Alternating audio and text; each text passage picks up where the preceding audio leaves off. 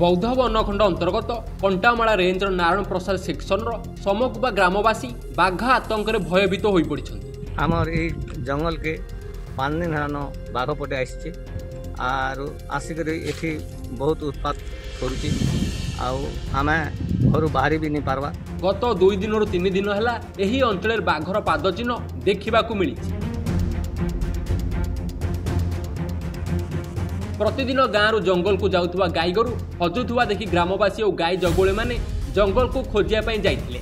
सेठारे से माने जहा देखिले सेमानक संदेह सत होइथिला।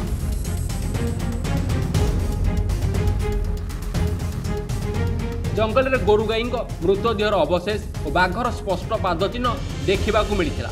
यही घटना पर समकुमा अंचल में एवं भयर वातावरण खेली जाइछि। स्थानीय लोके तुरंत यह बाघ को अंचल घोड़ाइबा वन विभाग को दाबी करिछि। अन्य पक्षरे यह कलरपदिरा बाघ ना महाबल बाघ ताहा वन विभाग तदंत करी निश्चिंत करिया सह लोगों को सचेतन करार आवश्यकता रही बोली ग्रामवासी माने अभियोग करिछन्ति। आमर ये जंगल के 5 दिन हेन बाघ पटे आसी आसिक ये बहुत उत्पात करुच्ची आमे घर बाहरी भी नहीं पार्बा। सब जिते इटा गोरु भी धरलान गोरु धरिक से घर के मारी दीचे इतार प्रति जदि वन विभाग टे साहाय्य करते सहयोग करते बेले आम बाघटा के एठू खेदी पारतु।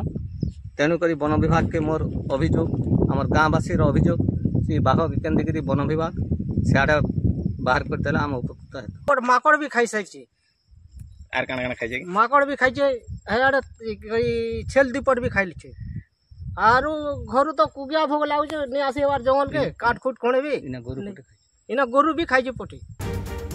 ब्यूरो रिपोर्ट टुमाणी टीवी।